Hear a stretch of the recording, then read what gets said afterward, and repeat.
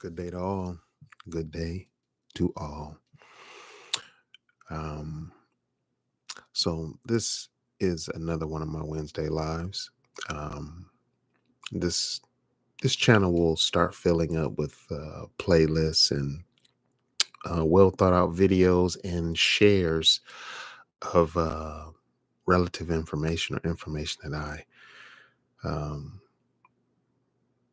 find relevant to what those playlists are going to be about. I'm going to really try to diversify them and really be unique with the content that's available there and things that I'm trying to share and get people's minds to open up to, because we have to do some unlearning.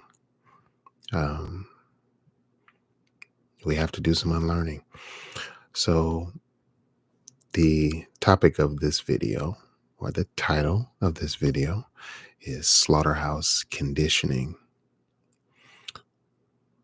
That's kind of loaded. I've never heard those words put together, but that's just where I'm going with it. So, as quite a few of my topics will go, they come from um, really good conversations I'm having with my intellectual circle.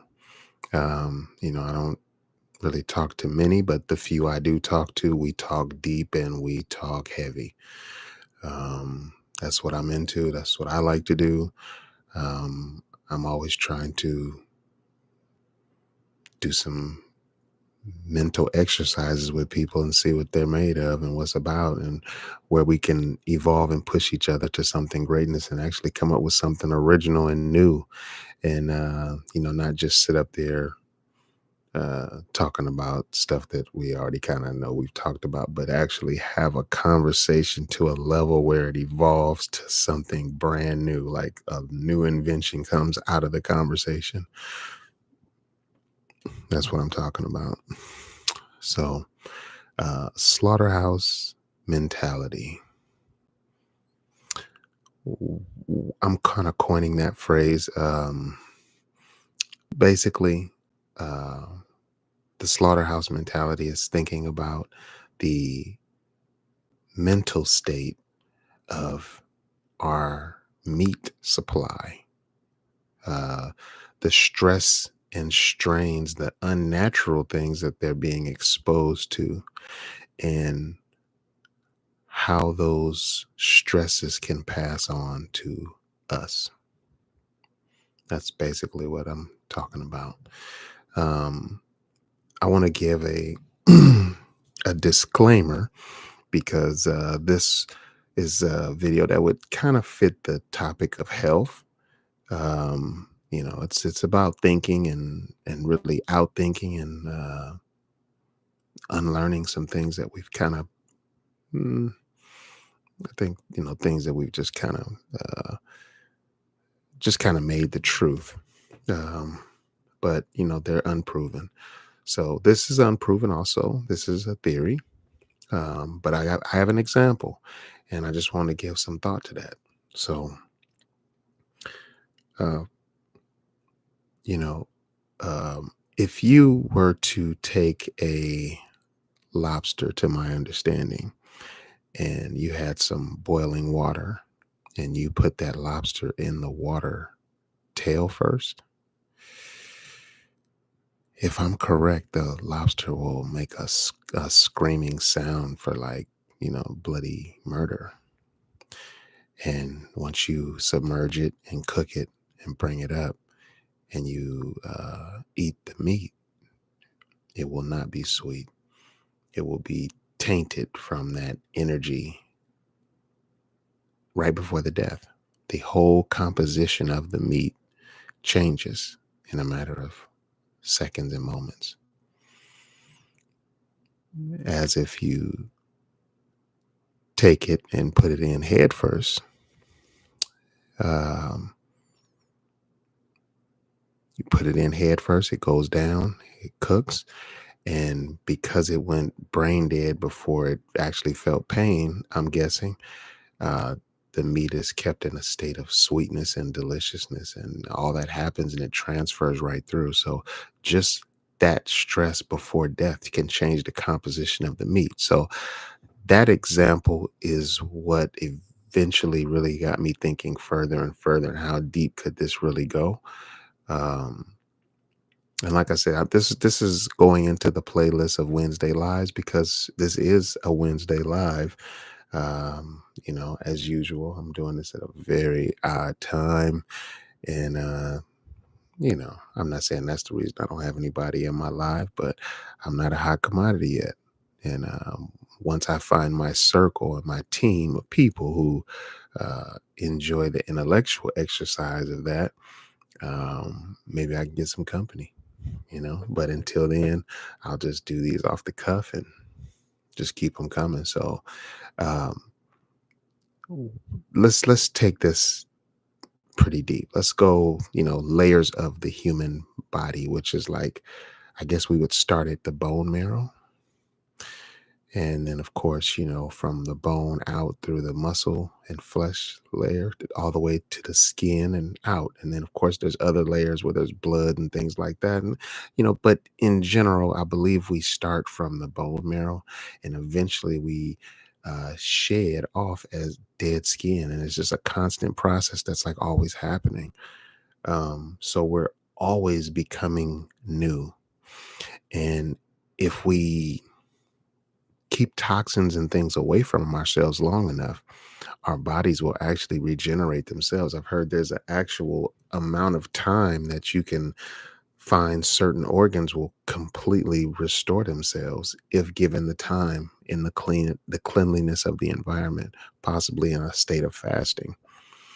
Um, you know, um, so by saying that, what we're eating, when our body and our digestive system breaks that down, where will we say those nutrients and all the good contents that our body can take out of the food, or the negative contents that our body takes out of it, um, from our microbiome, of course, which is where our health and immunity and everything is developed. But how does that go to building us? So um, now I'm under the impression, or I've heard it said, and I just kind of take it until I can test the theory otherwise, that it takes about 21 days for a new behavior to kind of become a habit, for you to stop having to kind of force think it all the time. It kind of gets in cruise control, a little autopilot to it. So that's the time range of for habit forming. But as far as establishing like the how long it takes for our body to make, so I'm sure each organ is probably different, but and I'm sure it could take a matter of years before our body almost will fully purge and be like anew of made or detoxified of something that it was starting to be built off of. If we spend enough years eating bad, drinking bad, thinking bad, feeling bad, I think it becomes your composition, it becomes your DNA, and you just become that yuck that you've allowed into your diet. Um, like I said, disclaimer, I am not a medical expert. I'm not giving medical advice. I'm giving my opinion. I'm testing a theory. I'm putting it out because these things being in my notes and being in my mind is doing a disservice. Somebody will hear this and it might spawn some thought, that might spawn a comment, that might spawn a reactive comment, that might spawn another video on the subject with some new information that's found. um, but regardless, on a cellular level, um, the stress from the animals that are being slaughtered, that it's not a happy environment. I'm sure the smells, the sounds, everything about it sounds like death and pain and horror. And these animals are absorbing this after just seeing the nursing practices and the way they do the mothers and the babies. And it seems pretty crappy, stressful environment. Now, this is the beauty, the meat that we're looking at. And this is, of course, just assuming one is eating meat. We can talk about this type of thing in the plant level and the organic level, and what nutrients you're putting into the soil and the plants, that it's actually deriving the energy to build itself and create a newer new tissue, new matter, and it's building off of the nutrients that it's able to receive. And it's a big difference between in the plant life, between in the plant world, between synthetic um, chemicals and organic chemicals. They're all chemicals. The nitrogen is nitrogen, but nitrogens are not equal and not the same. Neither is phosphorus, potassium, calcium, magnesium, all these other things that um, you can buy in synthetic forms, but you can also create an environment where nature makes them itself. And that's far superior in the plant world. And um, let's just talk a second about corn, which I hear is like a food that the human body pretty much rejects.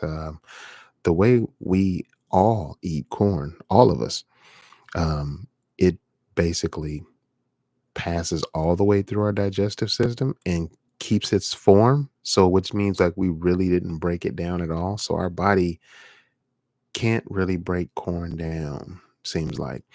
And so much of our food market is full of things with corn syrup.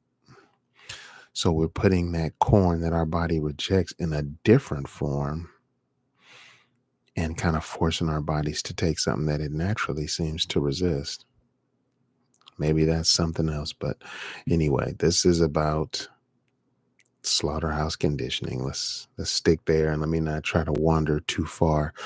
But I do want to start leaving real nuggets and real pieces of my mind. I don't want to be holding back, and I want to let these thoughts go because I got of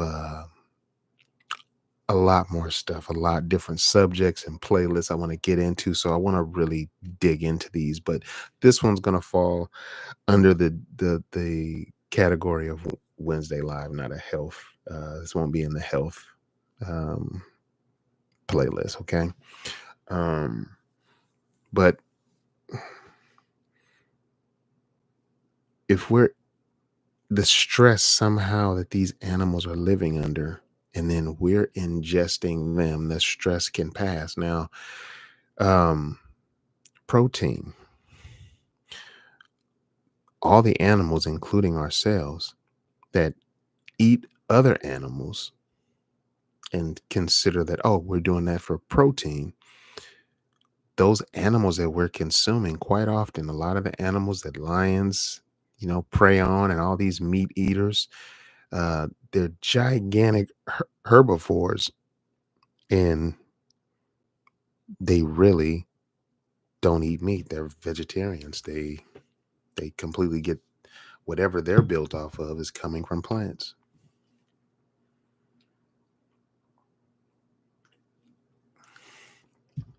So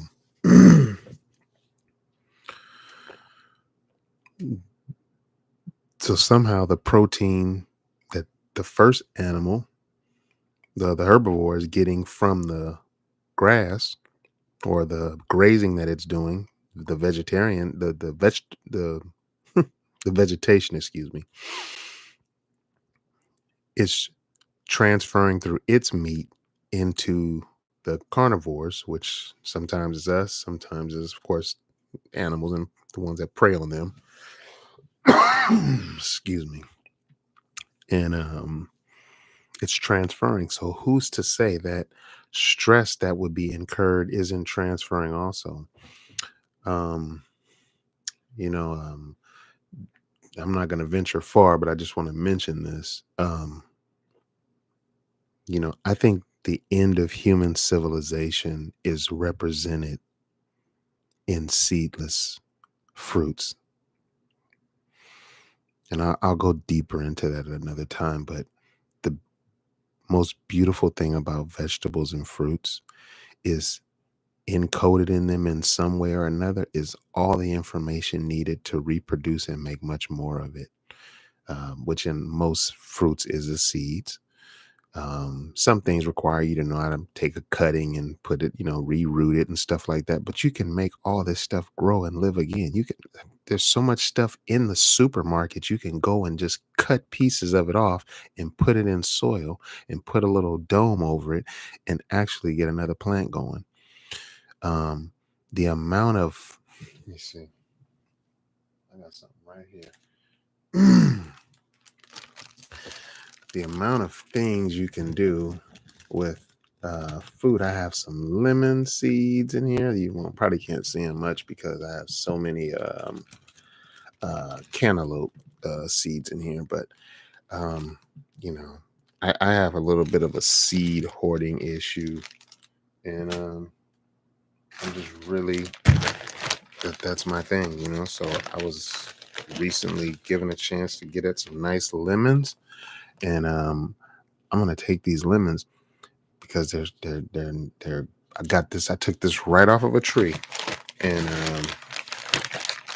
I'm gonna try to take the seeds and start some more plants. It's a beautiful lemon tree. It's old school and well spoken about in the neighborhood, and it's like I'm looking right now, watermelon seeds, cannabis seeds. I have seeds all over the place of different stuff. Things I ingest and use, and I just hold on to the seeds. I have raspberry seeds. Blueberry, just different things. Um, so, um, but anyway, seeds are so important. And the way society is designing itself, it seems to be so much about saving time and like I guess it's just too much work to eat around seeds, but that is the beauty of it. The I mean, we kind of duped ourselves. Um, Plants have designed fruit to fool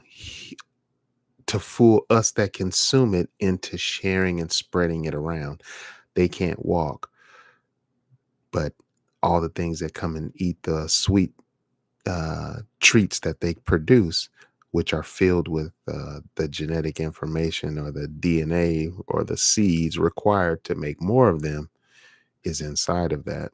So as animals are eating these fruits and walking around and then pooping in different places, that's how these things repopulate themselves. So anyway, um, I'm just sharing that to keep the mindscape open. And, I want you to stay with how wide I'm going with this and how deep this is and, um, the meaning of it. So, but I say all that to, bring it around and just say that I wonder if it's just as simple, excuse me, if it's just as simple as money is the reason for, if people are going to pay more for a fruit without the seed, um, we sway that. So, I'm a believer, and let me share some of the energy of this channel real fast.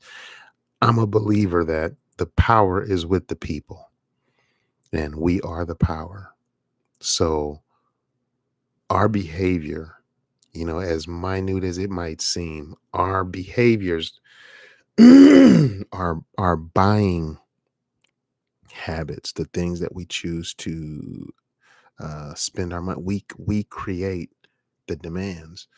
A lot of African Americans, we really feel culturally we've created a lot of stuff, but the things that we create, somebody else has figured out how to monetize it and give us a position in it and not ownership of it. So we have to learn to become wiser in that way. Knowledge is half the battle. Just knowing that, once you know what foods are good for you and aren't good for you, it changes the way you look at them. It has to adjust your conscious. The things that we know, um, the things that we don't know, the things that are purposely trying to be kept away from us knowing? All these are interesting questions to ask and, to understand. But um, there's lots of environmental factors when it talk comes from plants or from the things that we're ingesting. But basically, all I'm saying is everything that we eat is our medicine, and the quality of the source of it, from the happiness, if it's an animal, while it's alive, it's like, people that have their own cattle and they're like personally attached to them and stuff. I mean, like, they're very careful about how they kill these things. Like, it's always a clean shot and a quick death. Like that. That's a big part of the process. Um, and I just don't think that care is taken into. In fact, I literally know that care is not taken into our food system and the things that we're ingesting and being fed and stuff like that.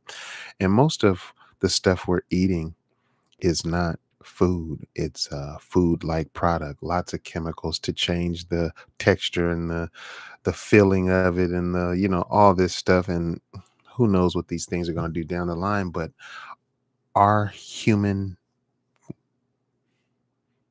majesty, our greatness, is being built off this garbage food. Something to think about, and how that actually could affect the mindset of how things are going. Just the climate of everything. So what I'm trying to do is give a a theory that I have, and give some physical um, reasons, because this is a common sense science based uh, page and thing. I don't know who fully coined the phrase. I've been using that for a while. I got another buddy that uses it pretty loosely, but I love the term common sense science, because at its root,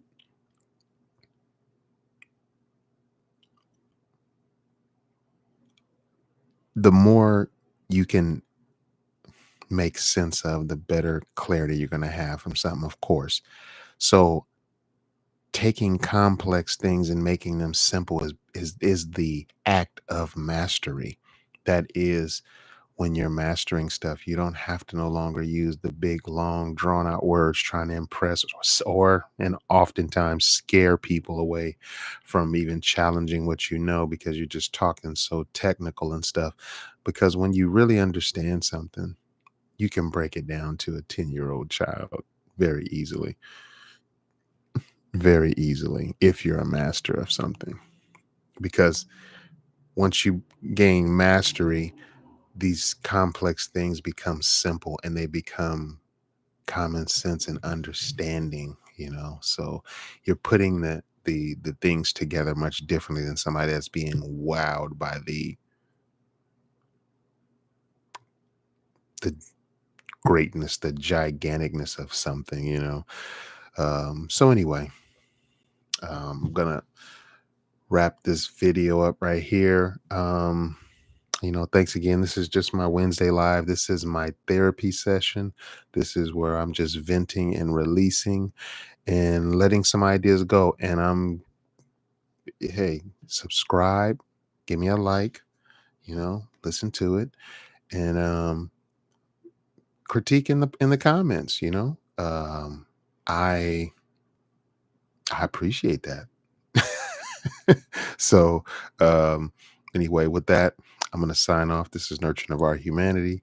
And until next Wednesday, folks, good day to all.